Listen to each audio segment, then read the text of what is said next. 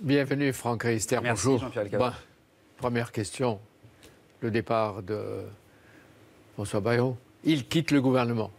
Oui, apparemment, c'est ce qui vient d'être annoncé. Alors?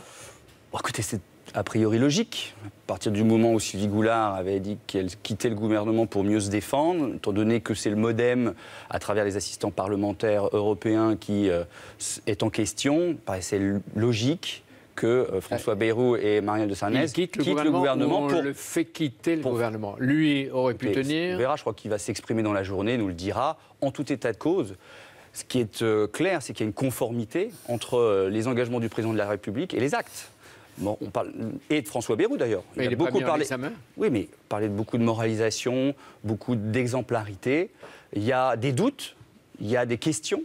Eh bien, il quitte le gouvernement pour répondre aux questions. Je pense que c'est exactement comme ça qu'il faut se comporter quand on est en responsabilité politique. Vous savez, Jean-Pierre Elkabbach, on a tellement souffert, nous, avec notre candidat à l'élection présidentielle, qui avait dit, vous imaginez le général de Gaulle mis en examen. Oui, qui mais peut François Bayrou l'a pas dit. Il avait Est-ce qu'on n'est pas en train de jeter des présumés innocents Il avait dit très clairement, si je suis mis en examen, j'arrête ma campagne. Il a été mis en examen, il n'a pas arrêté sa campagne. On sait très bien que quand on est à des postes aussi éminents que des postes de ministre, à partir du moment où il y a des interrogations importantes, enquête préliminaire, c'est pas rien. Pour se défendre, il faut être en dehors du gouvernement. C'est ce qu'avait dit Emmanuel Macron dans sa campagne. C'est une conséquence aujourd'hui logique. Après, ça fait un fait politique majeur. Ça s'appelle une crise. C'est un fait politique majeur. Alors, il se trouve que ça tombe... Un fait politique majeur en ce moment, au moment où on va remanier un gouvernement et avec les débuts d'un quinquennat, ça s'appelle une crise. Une petite, une grande, une mini, une crise. En tout cas, c'est un fait politique majeur qui va conduire à un remaniement beaucoup plus important que ce qui nous avait été annoncé. Là, il y a 4 ministres qui partent. Oui, et 2 régaliens. Oui. Il continuera, François Bayrou, puisqu'il vient de me le dire, il continuera à soutenir le président de la République parce qu'il dit que c'est une chance, mais lui se retire avec et après 2 ou 3 autres ministres du MoDem. Est-ce que ça veut dire que d'autres MoDem vont entrer dans le gouvernement, ou devraient entrer dans le gouvernement? Écoutez, ça serait une logique. Maintenant, c'est au président de la République et au Premier ministre d'en décider, c'est sûrement pas moi. Vous avez parlé de votre candidat, qui était le Républicain à l'époque, qui était François Fillon. Vous, si je me souviens bien, au moment des primaires, vous aviez choisi d'abord Bruno Le Maire, puis Alain Juppé. Et c'était vers le début mars, 1er mars, que vous aviez demandé que François Fillon parte et qu'on change de candidat. Évidemment, on allait dans le mur. Comment continuer une élection avec un candidat par jure? Donc aujourd'hui, on recompose d'une manière assez brutale, accélérée et vive pour le pays. Et dans 1 heure, je vous avais invité pour ça au début, on ne pensait pas que François Bayrou s'en allait, mais c'est la vie, les suspens. Vous allez créer à 9 heures un nouveau groupe à l'Assemblée nationale. Il est original. J'ai envie de vous demander, qu'est-ce que vous inscrivez sur son acte de naissance? Bon, on va inscrire que ce sont des républicains constructifs et des unis qui se rassemblent pour défendre leurs convictions avec force à l'Assemblée nationale, tout en étant constructifs avec l'action du gouvernement. Moi, je n'ai pas envie de passer 5 ans à critiquer, détruire tout ce qui va être fait par un gouvernement dont on a un certain nombre de nos amis qui sont à des postes imminents. Pardon, le Premier ministre en premier lieu et le ministre de l'économie et des Finances en second. On va essayer d'abord de comprendre. Et attendez, et Jean-Pierre Elkabbach, avec un projet, celui d'Emmanuel Macron, qui de peu ou prou, les Républicains peuvent se retrouver... Mais alors pourquoi vous n'êtes pas en marche? Mais parce que je suis de droite. Non, vous quelques-uns. Mais parce qu'on n'est pas de la majorité, on a été élu avec l'étiquette Les Républicains. C'est-à-dire que vous payez une dette, puisque vous avez tous été réélus avec la bénédiction soit du président de la République, soit du Premier ministre. Parce que dès le départ, on s'est inscrit dans une démarche constructive. Moi, le soir, d'abord, entre les 2 tours d'élection présidentielle, on a été clair, contrairement à un certain nombre de nos amis politiques qui étaient ambigus sur la question. On a appelé à voter pour le candidat face à l'extrême droite. La seule façon de battre clairement l'extrême droite, c'est d'appeler à voter pour le candidat face à elle, en l'occurrence Emmanuel Macron. Ce matin, certains à droite n'étaient pas aussi clairs. Naît un nouveau groupe à l'intérieur des Républicains. Combien serez-vous? On sera autour de 25 entre les constructifs républicains et les UDI. 25 pour le moment? Pour le moment, on verra après. Il peut y en avoir d'autres? On verra après. Moi, je suis convaincu qu'un certain nombre de membres des Républicains qui ne feront pas partie au départ de ce groupe des constructifs et de l'UDI, qui verront un groupe qui se comportera comme il s'est comporté pendant 5 ans. On aboie sur le gouvernement, on s'oppose, parce que quand on est dans l'opposition, on s'oppose, disent-ils, et qui nous rejoindront, parce que beaucoup d'entre eux ont envie d'être constructifs. Et ils vous le disent, entre nous, ils vous le disent. Bien sûr qu'ils nous le disent. Donc et vous serez plus nombreux. Je le pense. Vous leur demandez d'être un peu plus audacieux. Je leur demande d'être en phase avec leur conscience. Moi, en tout cas, je suis en phase avec ma conscience. J'ai envie de défendre mes convictions. Je suis un homme de droite et je veux me battre pour que ces convictions rentrent le plus possible dans les réformes qui vont être menées. Aujourd'hui et dans la matinée, il y aura deux groupes. Qui va présider le vôtre? Il y a un candidat qui sort a priori du lot, c'est Thierry Solère. Et comment va s'appeler votre groupe? A priori, le nom n'est pas définitif. En tout cas, c'est le rassemblement des Républicains constructifs et de l'UDI. C'est un peu long. Ou les constructifs? Les Républicains constructifs et l'UDI. Et les autres sont les destructifs? Les autres, en tout cas, d'après ce que j'entends de leurs leaders, Christian Jacob, Éric Ciotti, veulent être dans l'opposition frontale. C'est pas notre point de vue. C'est ce que vous avez mis au point et décidé lundi soir au cours d'un dîner, d'après ce que je lis, avec Édouard Philippe, avec Jean-Louis Borloo, avec Gérald Darmanin, avec Christian Estrosi. Oui. Donc ça fait beaucoup. Il fait partie des 20 à 25, Christian Estrosi? En tout cas, la députée qui lui a succédé, oui. Donc, Marine Bragnier. On sent que vous imaginez que vous allez grandir. Mais parce qu'il y a un certain nombre et beaucoup d'élus, de sympathisants de droite qui ont compris que les Français n'en pouvaient plus des postures partisanes. Arrêtons de mettre le parti avant le pays. Essayons de... Vous voulez dire qu'ils n'ont rien compris à ce qui s'est passé au séisme? Je pense qu'ils n'ont rien compris encore au séisme, qui a été celui de 2017, qui a vu l'arrivée d'un président nouveau avec des idées nouvelles et qui vient de changer les pratiques et qui a derrière lui une majorité très large. Enfin, rappelons-nous, Jean-Pierre Elkabbach, qu'en 2002, nous étions 350 députés à l'Assemblée nationale de l'UMP. Nous étions plus que 300 en 2007, 200 en 2012. Nous sommes plus que 100 aujourd'hui. On continue comme ça sans rien changer? Eh bien, nous, on pense qu'il faut changer les choses, que la droite retrouvera le cœur des Français à partir du moment où elle se comportera différemment. Oui, mais est-ce que ça veut dire que vous allez tous vous rallier à un président omnipotent et abdiquer ce que vous êtes? Mais non, on ne se rallie pas. Si vous allez tous vers... Croyez-moi, Jean-Pierre Elkabbach, le premier qui va me faire enterrer mes convictions, il n'est pas né. Moi, j'ai mes convictions fortes et je veux les défendre. Simplement, comment on les défend? Comment on veut que nos convictions puissent influencer le mieux possible les décisions qui vont être prises par le gouvernement et la majorité? Eh bien, je pense que ce n'est pas en s'opposant systématiquement. C'est plutôt en étant constructif, en émettant des idées originales et des idées fortes et en essayant de travailler intelligemment avec le gouvernement. Et écoutez, Jean-Pierre Elkabbach, regardez, si on s'oppose tout le temps, comment voulez-vous, le jour où on s'oppose vraiment, être crédible et donc audible auprès de nos compatriotes? Mais si j'ai bien compris, les Républicains, comme d'ailleurs les socialistes, veulent exister, se développer en s'opposant. La manière d'affronter et d'exister comme parti structuré à venir, c'est de s'opposer systématiquement. Ben oui, mais je pense que c'est une vieille politique. Je pense que aujourd'hui, les Français attendent de nous qu'on ait des convictions, qu'on les défende, et que quand un jour, un gouvernement, même s'il n'est pas issu de nos rangs, propose des réformes auxquelles on croit, eh bien qu'on les vote. Franchement, regardez la loi sur l'assouplissement du marché du travail qui est proposée par le gouvernement Philippe. Vous la vouliez, vous allez la voter. Mais on la voulait dans tous les programmes de la droite depuis 15 ans, on la veut, on était incapable de la mettre quand on était en responsabilité. Et aujourd'hui, on va voter contre, simplement parce qu'Emmanuel Macron n'était pas de notre famille politique au départ. Donc, c'est incompréhensible pour nos compatriotes. Pendant que nous parlons, parce que c'est ça, la vie de la politique, Marielle de Sarnez, c'était prévisible, elle aussi quitte le gouvernement et elle va présider à l'Assemblée le groupe MoDem, ce qu'elle fera très bien. C'était une Européenne, elle ira le défendre. Et on peut imaginer que d'autres Européens MoDem entreront dans le gouvernement.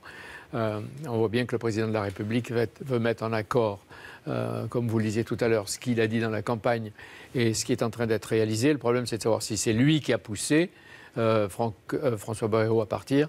Et apparemment, hier après-midi, il lui disait « François, on ne bouge rien ». Mais depuis, si François Bayrou a dit qu'il continue à soutenir le président, enfin laisse entendre, on verra ce qu'il va dire tout à l'heure, qu'il continue à soutenir le président de la République, c'est que manifestement, il y a eu un accord entre les deux. Est-ce que vous ne risquez pas d'être exclu de votre parti?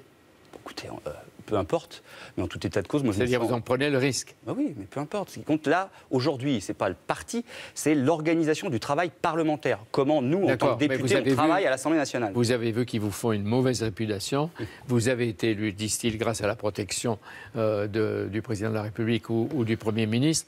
Ils vous considèrent au mieux comme des opportunistes et vous savez, au pire comme des traîtres. Oui, je crois que ce n'est pas en stigmatisant, en ostracisant, en donnant des noms d'oiseaux aux uns et aux autres qu'on crée un grand mouvement politique de la droite et du centre. Je pense que c'est tout l'inverse. Vous avez fait quelques citations de ceux qui vous reprochent des Macron compatibles, Éric Ciotti, ceux qui nous ont fait perdre les députés n'ont plus leur place dans notre famille. Jean-François Copé, ils se vendent pour un plat de lentilles. Et enfin, Bernard Accoyer qui devient de plus en plus dur, je ne sais pas ce qu'il lui prend. Quand on est dans l'opposition, on ne vote pas la confiance au gouvernement. Mais vous voyez, typiquement, ça résume bien la position de Bernard Accoyer. Quand on est dans l'opposition, on ne vote pas la confiance au gouvernement. Mais si le gouvernement propose des choses avec lesquelles on est en accord, pourquoi on irait contre par principe? Vous n'êtes pas par principe dans l'opposition. Jean-Pierre Raffarin disait il y a la présomption de confiance. Il a raison. Il faut arrêter dans cette politique qui fait que par principe on est contre. Non, par principe, essayons de construire avec ceux qui ont des idées les mêmes de la présomption de confiance, lui. Bon, c'est autre chose, c'est la question de la présomption d'innocence. Mais entre autres, quand on est en responsabilité, je l'ai dit tout à l'heure, ministérielle, c'est très compliqué de pouvoir se défendre en même temps sur des accusations. Vous avez décidé, Franck Riester, de voter le 4 juillet la confiance au gouvernement Philippe? Oui, moi j'ai a priori, on va voir ce que sera le discours du Premier ministre le 4 juillet.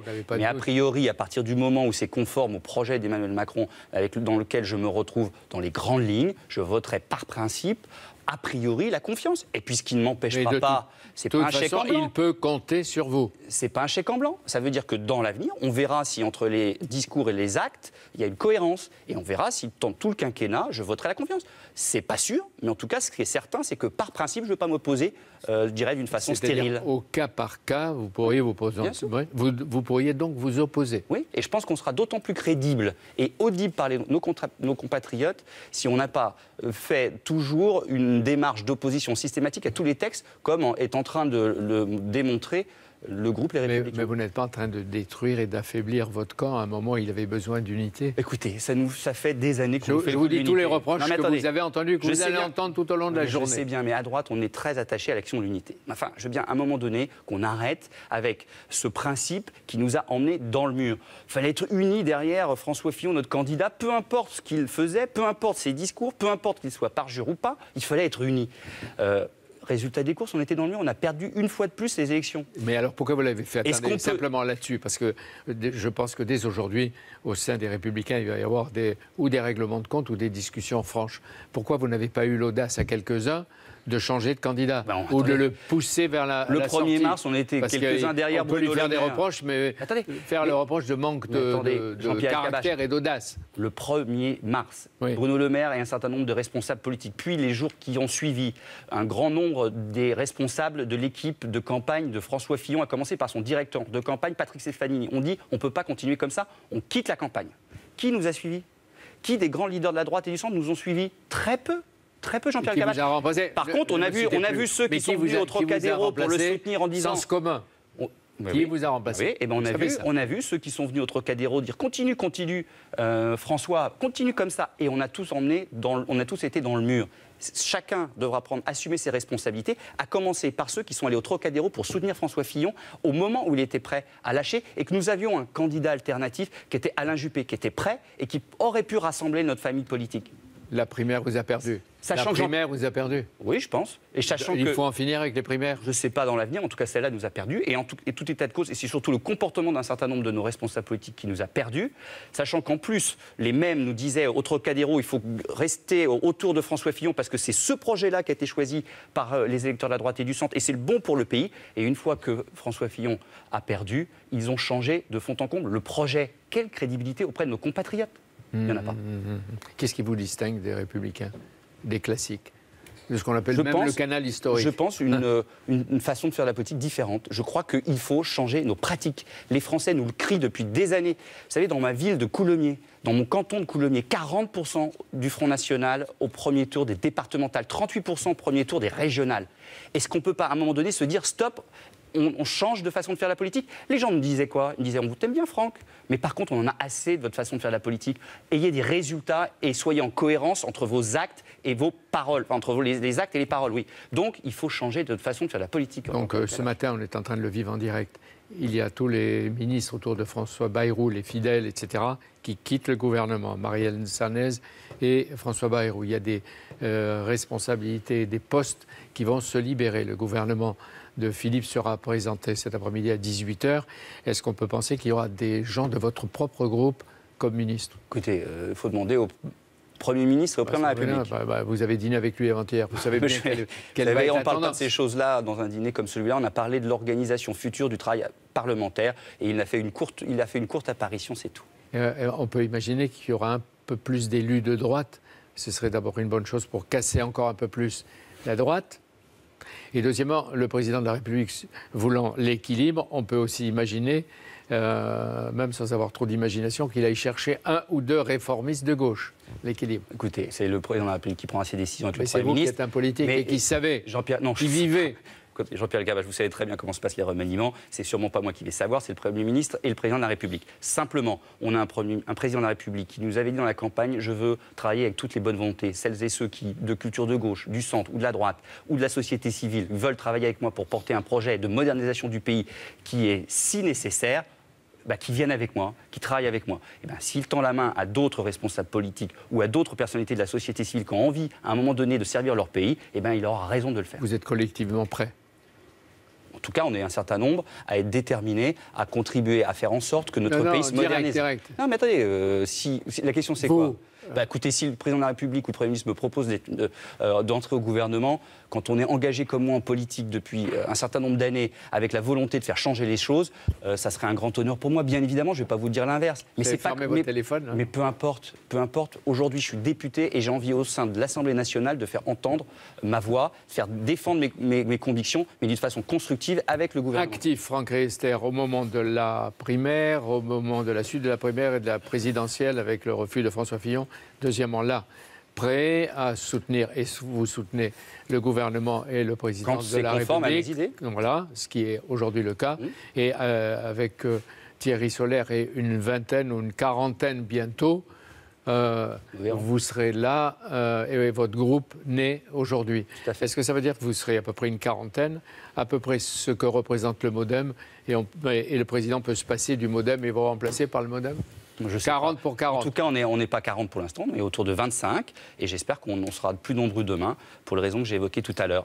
Et par exemple, demain, au Conseil des ministres sera présentée la loi antiterroriste par Gérard Collomb, la loi antiterroriste qui prendra la suite en novembre de l'état d'urgence. Vous votez?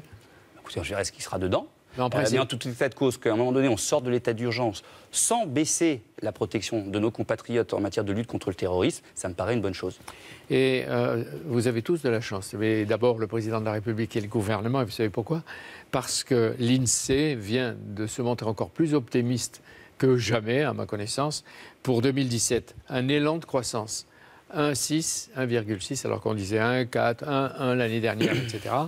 Avec de bons investissements, un chômage qui va continuer à baisser à 9,4 en fin d'année, ça c'est de bon augure. Oui, mais ça veut dire que le gouvernement a d'autant plus de responsabilités pour conforter cette croissance et faire en sorte que notre pays retrouve le plein emploi et en tout cas une dynamique économique qui lui a tant manqué depuis de nombreuses années. C'est-à-dire qu'à un moment où ça va mieux pour la construction, le tourisme et l'investissement pour les ménages, donc la croissance, il faut faire les réformes. Mais oui, c'est le moment de le faire. Il faut amplifier cette croissance. Oui, et c'est le miracle Macron. Il est en début de mandat et un début de confiance. Mais il ne faut pas oublier que ce sont aussi les résultats tardifs de Hollande, Cazeneuve et Sapin. Peut-être en partie notamment sur la baisse du coût du travail avec le CICE. Et ça, en tout état de cause, il y a un espoir qui est né avec l'élection du président de la République. On le voit à l'étranger. L'image de la France a changé depuis son élection. Tant mieux si ça profite aux réformes et donc à la santé économique du pays. En tout cas, dépêchez-vous de régler tous les questions de gouvernement et de pouvoir et même de susceptibilité pour passer aux actes et aux réformes dont vous parlez. Tout à fait. Les Français sont impatients. Nous aussi. Merci d'être venu. Merci Jean-Pierre Elkabbach.